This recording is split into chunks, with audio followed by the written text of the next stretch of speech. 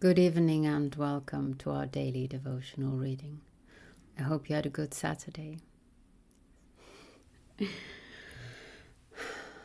Let's prepare ourselves to receive the words of the divine Plato here in the make-believe monastery devoted to learning, to Sophia. And let's do that by turning inward. Focus your attention to the stillness within.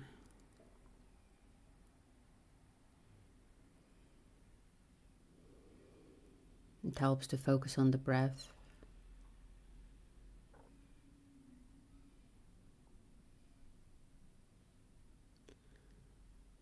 I almost have a feeling of something closing around me when I turn inward. As if I enter a little cocoon.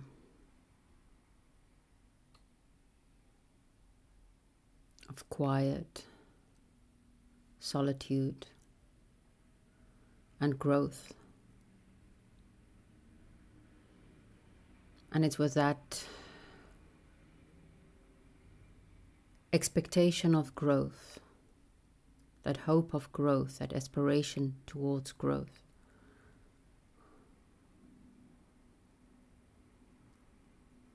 that we turn to the scripture, to the words of one who came before us and somehow managed to stand the test of time. Surely, in these human words, there must be something divine.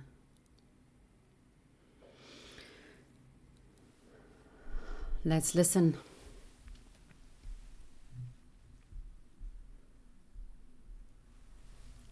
Socrates. Capital, the other translation has very well put. But will you tell me whether I defined love at the beginning of my speech? For having been in an ecstasy possessed by the gods, I cannot well remember. Phaedrus. Yes, indeed, that you did, and no mistake. Socrates. Then I perceive that the nymphs of Axelius and Pan, the son of Hermes, who inspired me, were far better rhetoricians than Lysias, the son of Cephalus.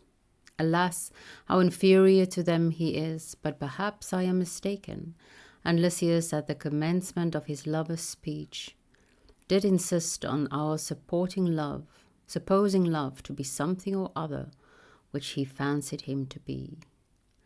And according to this model he fashioned and framed the remainder of this discourse.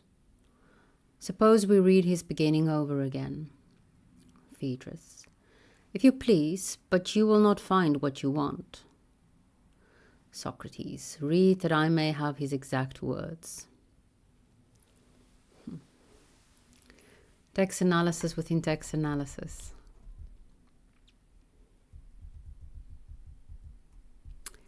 Phaedrus reading. You know how matters stand with me, and how, as I conceive, they might be arranged for our common interest. And I maintain I ought not to fail in my suit because I am not your lover. For lovers repent of the kindness which they have shown, when their love is over. Socrates. Here he appears to have done just the reverse of what he ought, for he has begun at the end, begin at the beginning, and is swimming on his back through the flood to the place of starting. His address to the fair youth, the beautiful boy, begins where the lover would have ended. Am I not right, sweet Phaedrus? Phaedrus. Yes, indeed, Socrates, he does begin at the end. Socrates. Then as to the other topics, are they not thrown down anyhow? Is there any principle in them? Why should the next topic follow next in order, or any other topic? I cannot help fancying in my ignorance that he wrote off boldly just what came into his head. But I dare say that you would recognize a rhetorical necessity in the succession of the several parts of the composition.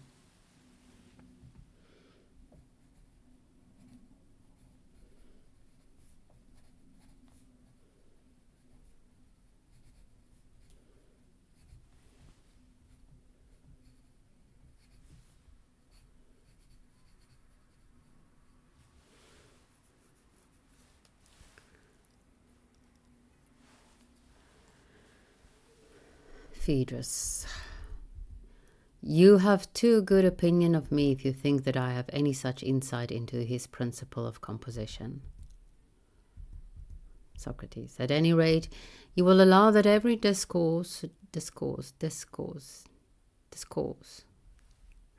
ought to be a living creature, having a body of its own, and a head and feet.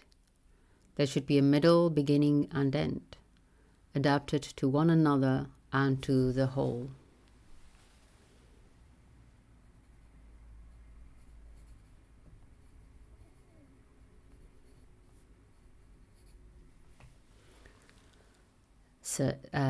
Phaedrus. Certainly, Socrates. Can this be said of the discourse of Lysias? See whether you can find any more connection in his words than in the epithet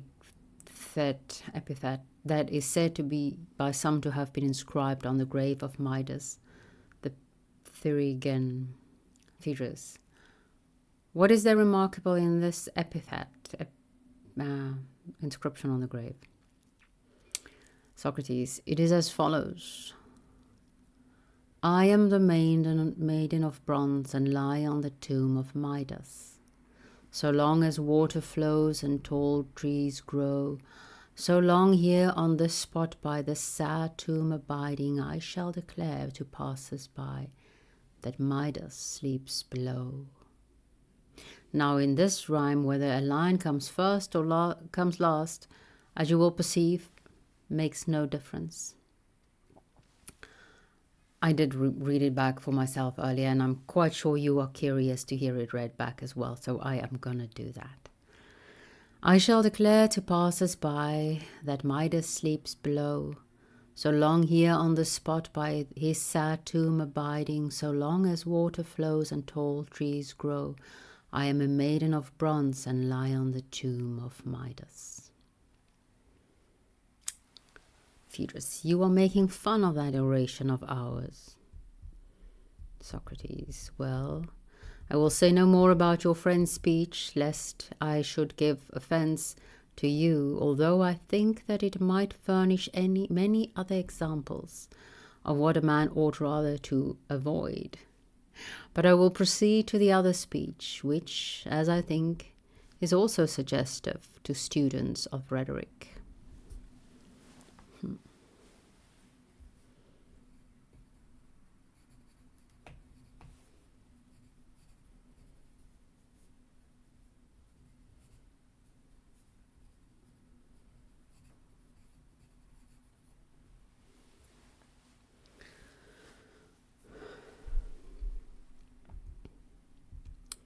Phaedrus. In what way? Socrates. The two speeches, as you may remember, were unlike, and the one argued that the lover and the other that the non-lover ought to be accepted. And right manfully, Socrates. You should rather say madly, and madness was the argument of them, for, as I said, love is madness. Phaedrus. Yes. Socrates. And of madness there were two kinds, one produced by human infirmity, the other was a divine release of the soul from the yoke of custom and convention.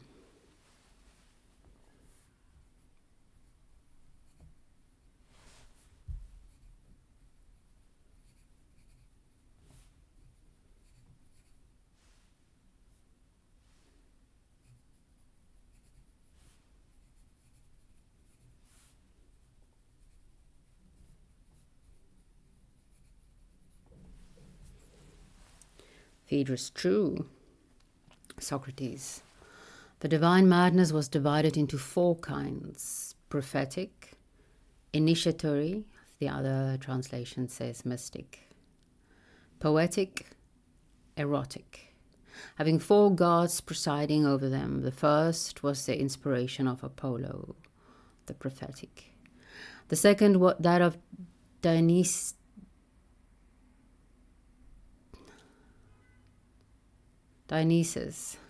for some reason. I've noticed that I pronounce it wrong, so now I'm all dumbfounded at the name of one of my favorite gods. Prophetic, initiatory, mystic. The third, that of the muses, poetic. The fourth, that of Aphrodite and Eros, erotic.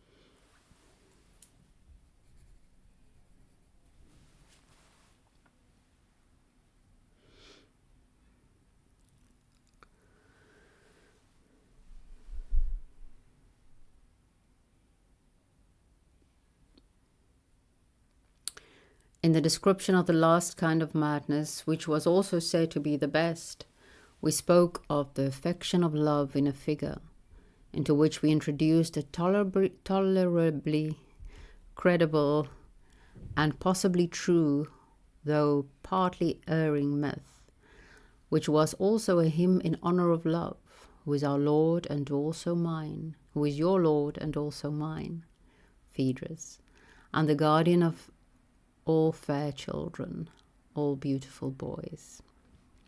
And to him we sung the hymn in measured and solemn strain, Phaedrus.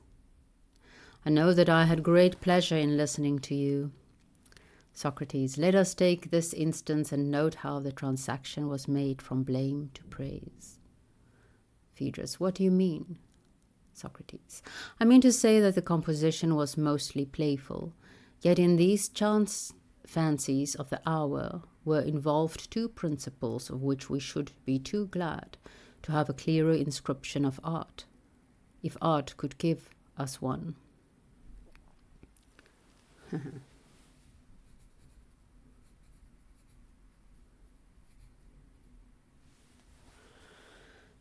Phaedrus, what are they? Socrates, first, the comprehension of scattered particulars in one idea, as in our definition of love, which, whether true or false, certainly gave clearness and consistency to the discourse. The speaker should define his several notions and so make his meaning clear. Phaedrus, what is the other principle, Socrates? Socrates, the second principle is that of division into species according to the natural formation, where the point is not breaking any part as a bad carver might, just as our 2 discourses alike assumed, first of all, a single form of unreason, and then as the body which from being one becomes double and may be divided into a left side and a right side, each having right parts and left of the same name. After this manner the speaker proceeded to divide the parts of the left side and did not desist until he found in them an evil or left-handed love, which he justly reviled. And the other discourse, leading us to the madness which lay on the right side, found another love, also having the same name, but divine, which the speaker held up before us and applauded and affirmed to be the author of the greatest benefits. Most true, but no comment on the left side being vile. So this is where it all began. So this is it. Socrates, I am myself a great lover of these processes of division and generalization. They help me to speak and to think. And if I find any man who is able to see a one and many in nature, him I follow and walk in his footsteps as if he were a god. and those who have this art have hitherto been in the habit of calling dialecticians. But God knows whether the name is right or not, and I should like to know what name you would give to your or to Lysias' disciples, and whether this may not be that famous art of rhetoric which Thrasymachus and others teach and practice. Skillful speakers they are, and impair their skill to any who is willing to make kings of them and to bring gifts to them.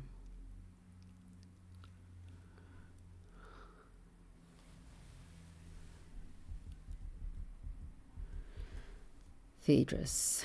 Yes, there are royal men, but their art is not the same with the art of those whom you call, and rightly, in my opinion, dialecticians. Still we are in the dark about rhetoric.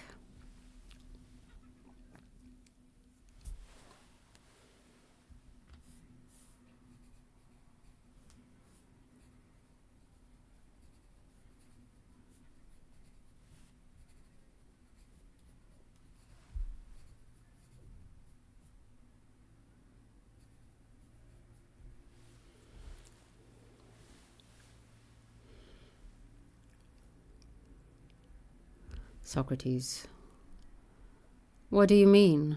The remains of it, if there be anything remaining which can be brought under rules of art, must be a fine thing, and at any rate is not to be despised by you and me. But how much is left?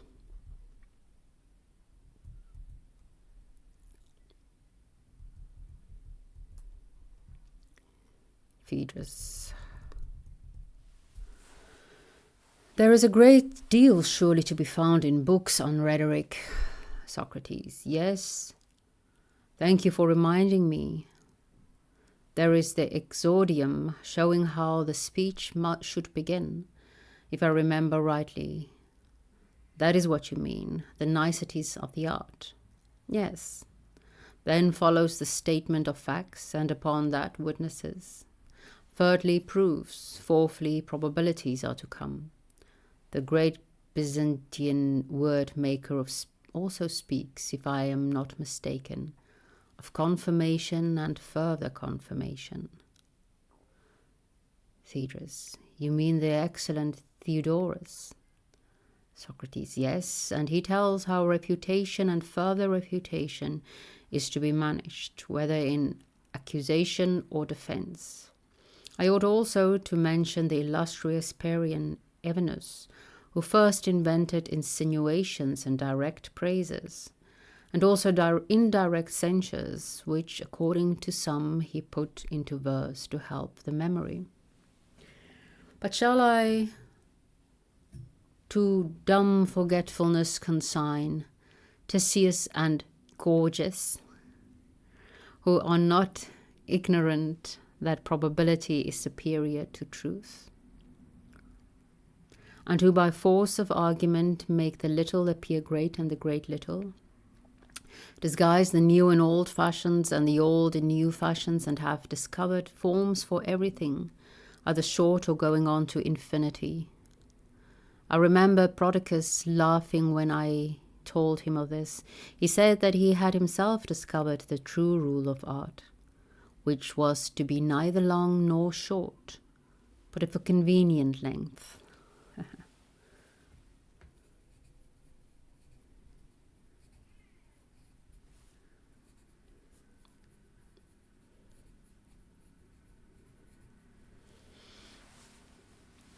Phaedrus. Well done, Prodicus.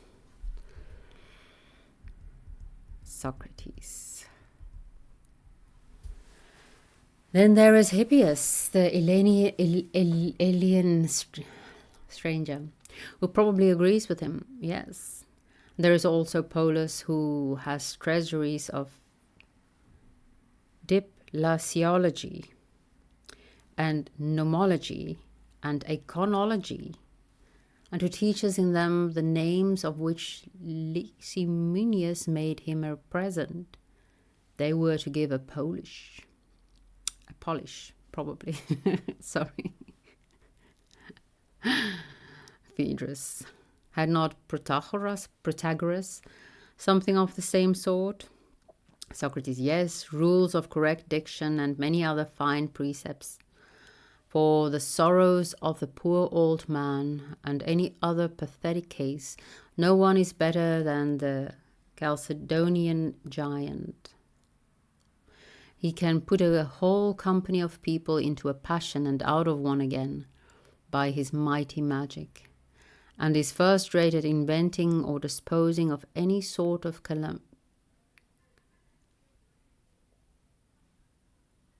It's not calamity. Anything on any grounds or none. All of them agree in asserting that a speech should end in a recapitulation, though they do not all agree to use the same word. Phaedrus. You mean that there should be a summing up of the arguments in order to remind the hearers of them? Socrates. I have now said all that I have to say of the art of rhetoric. Have you anything to add? Phaedrus. Not much, nothing very important. Thus far our scripture of the evening.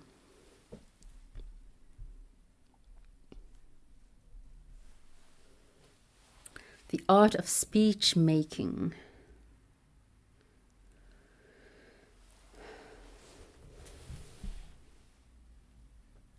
I do know the rules. Besides being trained for the stage, I've also done things like Toastmasters, and I was on a debating team in high school for a day, maybe. I was invited to join the team because I did a lot of public speaking back then.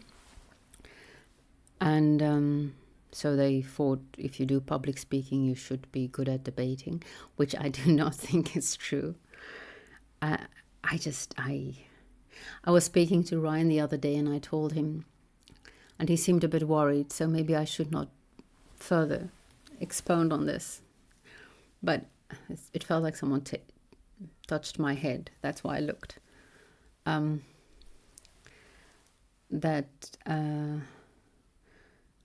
could not do debating. Like, either I'm not emotionally invested in my opinions, and I would just sit there and like be totally, yeah, you're right. You're actually right. I can totally see your point. And then for the rest of the hour, like I usually go away and then think about it, and most of the time swing back to my position, which is not necessarily good for me to do. Not really true. I can only think of one time that I swung back to my position. So the whole time I would just be sitting. I would need more than an hour to come up with counter arguments. And if I am emotionally invested, I would know that I would have to defend my position with my mouth, but I wouldn't have the words, so I would just bite the person probably. And I don't think that is a very good debating strategy. I don't know. Has anyone ever tried it? Maybe it works. Like, gives a whole different meaning to something coming back to bite you on the ass, right?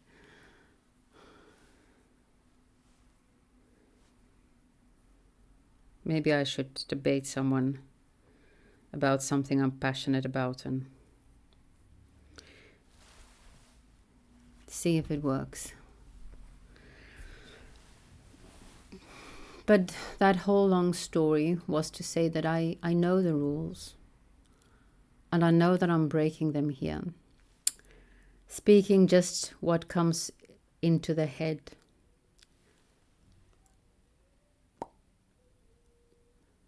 Should I prepare and have a whole speech available? I say no for 2 reasons, maybe 3. 1, that will take too much time. If you want to do proper exegesis and write something with a beginning, middle, and end, that's also exhorting. But although Hegel says philosophy is not supposed to be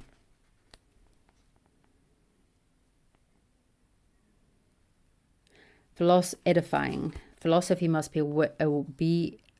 must beware of wishing to be edifying. So at least then my speeches don't have to be edifying, which if you are a preacher, it kind of does. So that's one reason, right? It will take too long. The other reason is that, talking, I didn't now talk, but yesterday I talk. I sat on my foot or something. It's asleep now. Maybe I should move back.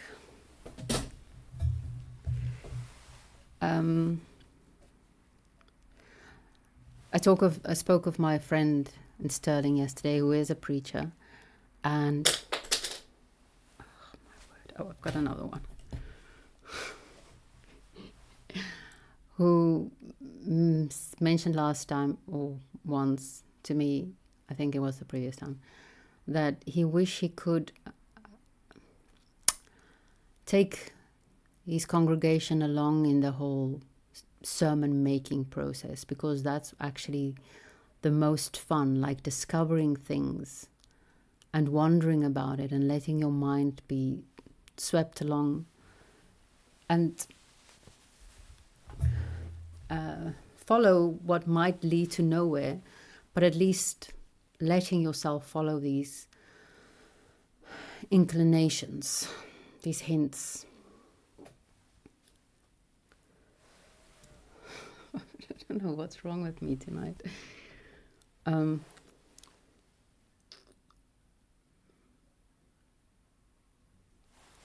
So that's the two reasons. What's the third reason? I don't want to.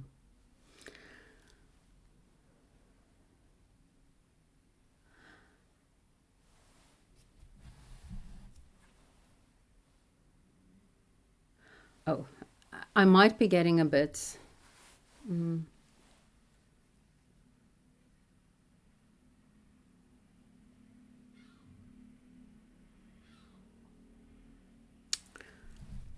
a bit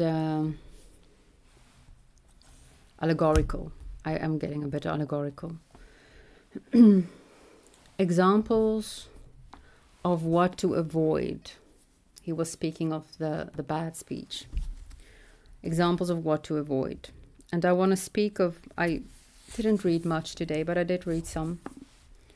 The second part is about aestheticism and purgation. From the Greek word askesis, which originally meant any kind of serious physical training, such as that practiced by athletes. It became practices of self-denial and preparation for a more intense religious life. Now, I would take a lot of the aesthetics we had in the past as examples of what we should try to avoid. But I do think this idea of ascesis in training, in preparing yourself, in developing yourself, strengthening yourself. I've been speaking about that after all. Since I've been reading Nietzsche, I have been doing some physical training again. Things like that. Physically and spiritually, intellectually sharpening yourself, strengthening yourself. I do think that is something that if you truly love philosophy, if you truly love knowledge, learning, you should try to incorporate in your life. You should try. There is no try, I know. You should just freaking incorporate it. But don't do it like exterior and interior training, it's called later on. But don't do it like self-denial. I'm not... I suppose if you're like in a relationship and you find someone else attractive, then maybe you should deny yourself some pleasures. But they took it a bit too far by negating life. So let's not do that. So practices affirming life, practices that strengthen life and can lead you to life more abundantly. Greater life. That is things that I think we should aspire to hear in the make-believe monastery. So think about it. What would that mean for you? To internal and external training, strengthening of yourself, your mind. It might mean taking a course in logic. It might mean I need to revisit my Greek. I do think Greek or mathematics is a very great way to sharpen learning any new language, I suppose, to sharpen your mind. It might be familiarizing yourself with the history of philosophy. Or I do think actually writing and processing and not just absorbing would be more beneficial than more. Yeah, that's all I need to say. That is a sentence that ends right there, so I can just end. So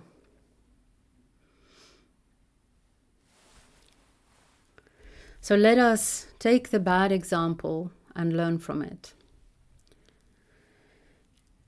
and the good example as well that Socrates is setting here by expounding the text, reading it over and over and over again. The way I'm doing it here is not advised, like just reading through it once, not revisiting certain passages. Reading 4 pages in one, not a very good idea. It's just like short passages at one time. Really letting it sink into yourself. I think at least I try to read it a little bit slow so that it could be a little bit, sink in a little bit more. That is good.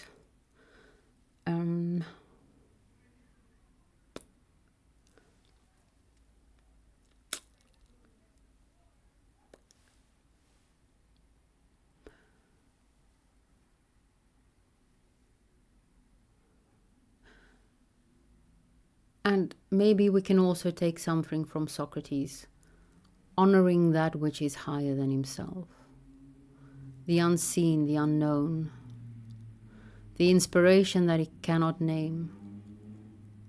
Because really, if you think about it, the words that come into your head, where do they come from?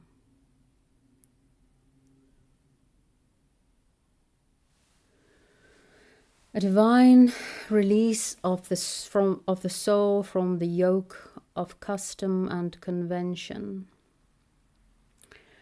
And that seems to me, I am not, as Alex liked to say, dying on this hill, but I am gonna say tonight that this seems to me a really good aim of philosophy and honoring Sophia. Because asceticism is always a means to an end. It should not be the goal itself. You're not doing this training for the sake of training. Which brings me to that idea, like, that Alex sometimes speaks about, that people they play the game, but they don't need to do the win part. Okay.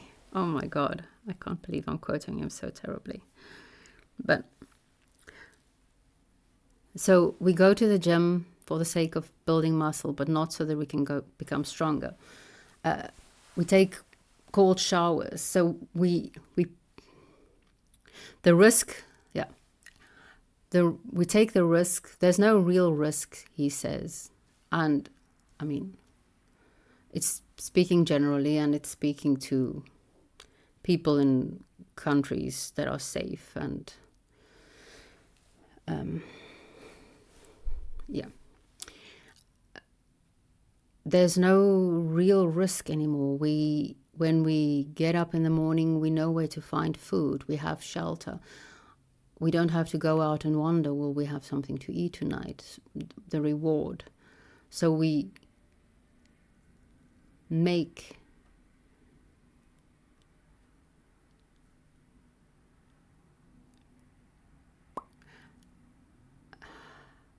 the means have become the end. That's what I'm hinting at here. That's where I'm going at here. But we don't need to do that. We can make the means again and make an end. Establish a North Star.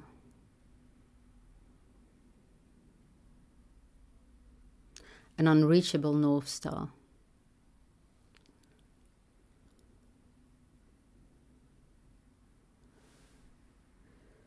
In knowing the truth.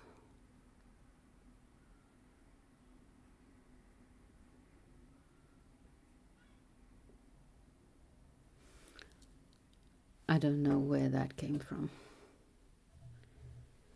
Poesis. The muses are the goddesses of poesis, poetic. Poesis is any sort of making of art. What jumped out, I should share the link. Folly posted the first thingy-majingy on. I didn't read it yet. I will. I'm sure it will be good though. Trust my boys.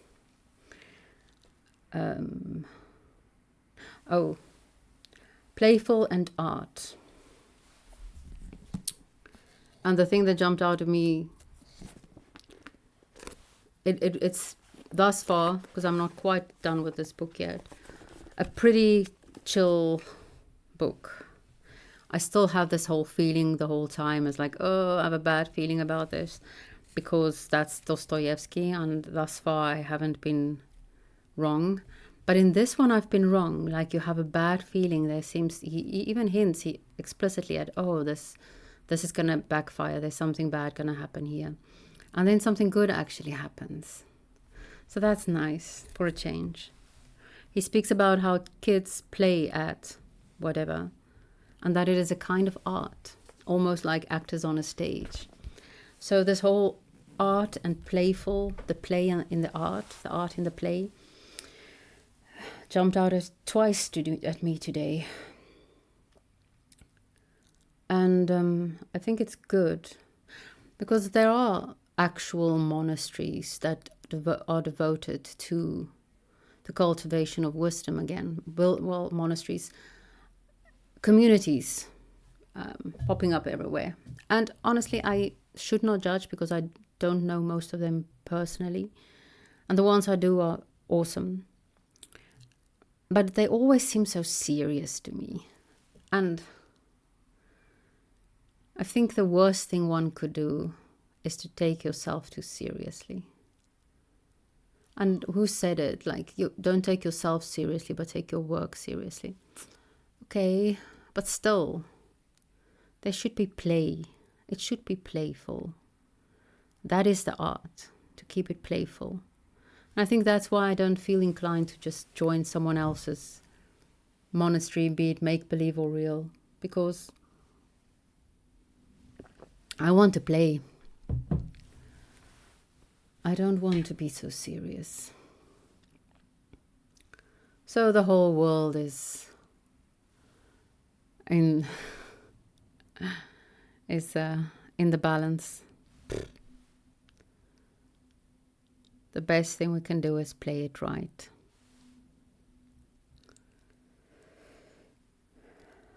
The art of playfulness. May the muses guide us. That brings us to the dialecticians. Those able to see the one and the many. And that brings us to Hegel. I did not read much, but I did read some. He speaks here of, it's just in the beginning, of how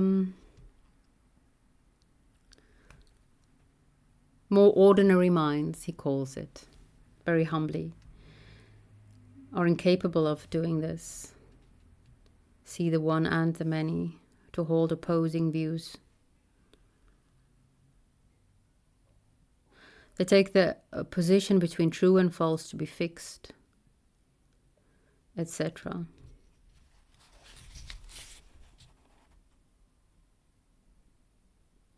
And he writes also about, well, training the mind.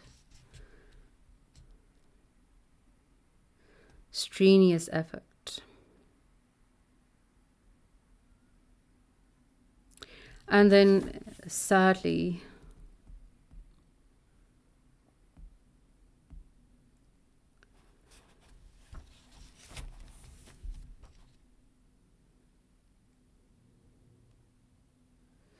he writes about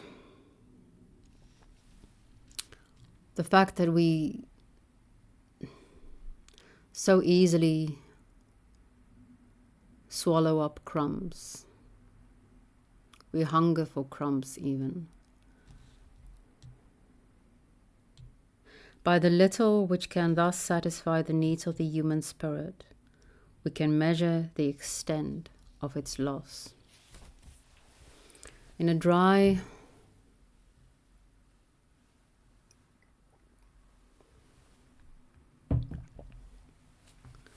God-forsaken or God-forsaking, I do not know which, age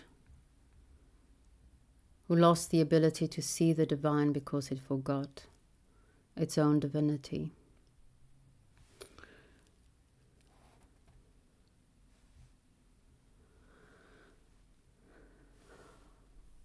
We swallow anything.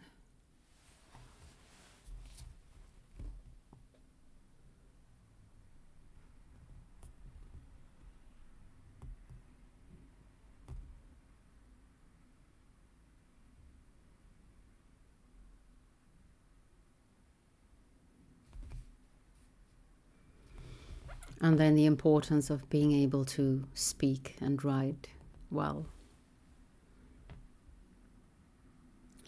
The force of mind is only as great as its expression, its depth only as deep as its power to expand and lose itself when spending and giving out its substance.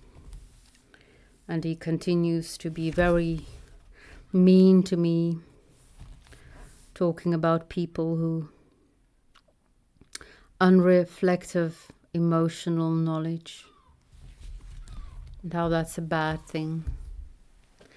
So I thank you for playing with me at this make-believe monastery, because maybe it has become some sort of playful, maybe even artistic attempt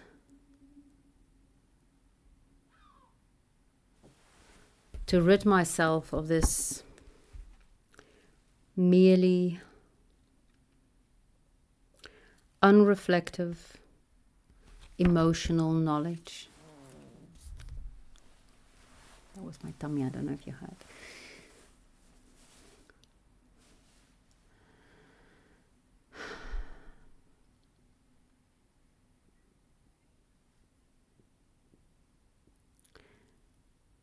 It is probably a long way still to go. But may the spirit of Sophia be with us.